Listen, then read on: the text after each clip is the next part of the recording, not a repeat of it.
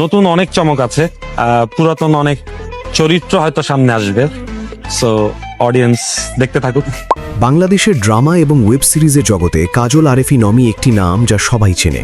Bachelor point, female kidney, গুডবাজ এমন অসংখ্য প্রজেক্টের মাধ্যমে তিনি লক্ষ লক্ষ দর্শকের মন জয় করেছেন। কিন্তু আজ আমরা তার নাটকের গুণগত মান নিয়ে আলোচনা করব না, বরং ফোকাস করব তার সাইকোলজিক্যাল স্ট্র্যাটেজিগুলোতে, যা ব্যবহার করে তিনি একটি বিশাল অডিয়েন্স বেস তৈরি করেছেন। অমি মাত্র 4টি স্টেপ ফলো করে তার প্রজেক্টগুলো প্রমোট করেন।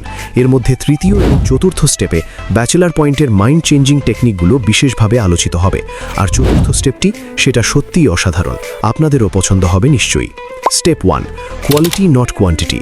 অমি বিশ্বাস করেন কোয়ান্টিটিতে নয়, কোয়ালিটিতে।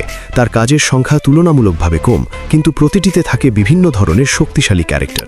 এই ক্যারেক্টারদের একটি স্ট্রং ব্যাকস্টোরি তৈরি করা হয়, যাতে দর্শকরা নিজেদের সাথে সহজেই রিলেট করতে পারেন। ফলে অডিয়েন্সের মনে একটি ধারণা গড়ে ওঠে, অমির কোনো প্রজেক্ট দেখলে নিশ্চিত এন্টারটেইনমেন্ট মিলবে। এই স্ট্র্যাটেজি দর্শকদের লয়াল করে তোলে, কারণ তারা জানেন প্রতিটি কাজে মানের ছাপ থাকবে। Step 2, social media marketing.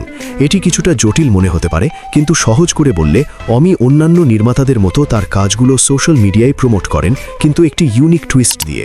তিনি তার পরবর্তী প্রজেক্টের আসার সময় নিয়ে আগাম অ্যানাউন্সমেন্ট করেন না পুরোপুরি, বরং একটি হিন্ট দিয়ে দর্শকদের মনে কিউরিওসিটি জাগান। এতে অডিয়েন্সের মধ্যে প্রশ্ন জমতে থাকে, কখন আসবে, কি হবে। মজার ব্যাপার, শুটিং চলাকালীন কিছু টিজার ক্লিপ শেয়ার করেন তিনি, যা দর্শকদের আগ্রহ আরও বাড়িয়ে তোলে। ফেসবুকের ফ্রেন্ডস ফিচারটিকে তিনি দারুণভাবে ইউটিলাইজ করেন, নতুন ক্যারেক্টার অ্যাড করে নতুন আলোচনা তৈরি করেন। এতে অডিয়েন্সের মধ্যে একটি কমিউনিটি গড়ে ওঠে, যা তার প্রজেক্টগুলোকে ভাইরাল করে। Step 3, the loop trap. Bachelor পয়েন্টে নতুন ক্যারেক্টার আনার ক্ষেত্রে অমি 2টি এপিসোডকে টার্গেট করেন। একটি এপিসোড শেষ হওয়ার ঠিক কয়েক মিনিট আগে একটি টুইস্ট দিয়ে নতুন ক্যারেক্টার ইন্ট্রোডিউস করা হয়, যাতে দর্শকরা পরবর্তী এপিসোড দেখার জন্য অধীর আগ্রহে অপেক্ষা করেন। এভাবে একটি লুপ ট্র্যাপ তৈরি হয়। প্রতিটি এপিসোড মাত্র 20 মিনিটের, কিন্তু এতে দর্শকরা মুখিয়ে থাকেন। আসল ট্র্যাপ এখানে, একটি এপিসোড শেষ হলে মন বলে, ইস, শেষ হয়ে গেল। তখন ব্রেন সিগন্যাল দেয়, এই ডিরেক্টরের অন্য কাজ দেখো। ফলে দর্শকরা ইউটিউবে গিয়ে অমির পুরনো প্রজেক্টগুলো দেখতে শুরু করেন। এই সাইকোলজিক্যাল লুপ অমিকে তার সমস্ত কাজের প্রমোশনে সাহায্য করে, যাতে দর্শকরা স্বতঃস্ফূর্তভাবে তার কন্টেন্টে আসক্ত হয়ে পড়েন। স্টেপ 4, ফোমো ট্র্যাপ, যা আমার সবচেয়ে পছন্দের। ব্যাচেলার পয়েন্টের রিলিজের আগে অমি কোনো নির্দিষ্ট ডেট দেন না, বিশেষ করে ওটিটি প্ল্যাটফর্মে। অন্য প্রযোজকরা আগের দিন ডেট বলে দেন, কিন্তু অমি না। দর্শকরা 7-8টি এপিসোড দেখার পর ছটফট করতে থাকেন, নতুন এপিসোড কখন। এতে কিউরিওসিটি বাড়তে থাকে। দর্শকরা নিজেরাই অনুমান করেন হয়তো 8-9 তারিখে আসবে, কিন্তু ডেট পার হয়ে গেলেও অমি রিলিজ করেন না। এতে অডিয়েন্স আরও অস্থির হয়ে ওঠেন, এমনকি ক্ষিপ্ত। ঠিক তখনই অমি একটি ডেট অ্যানাউন্স করেন। কেন? এটি একটি সাইকোলজিক্যাল গেম।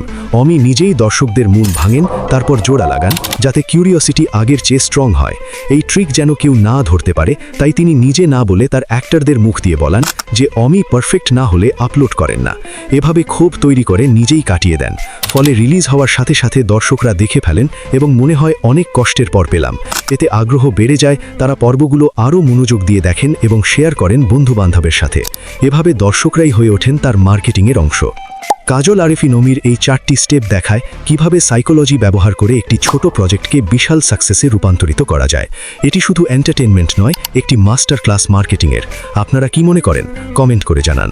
আজ আর নয়, দেখা হবে পরবর্তী কোনো ভিডিওতে। ততক্ষণ সবাই ভালো থাকুন, সুস্থ থাকুন। আল্লাহ হাফেজ।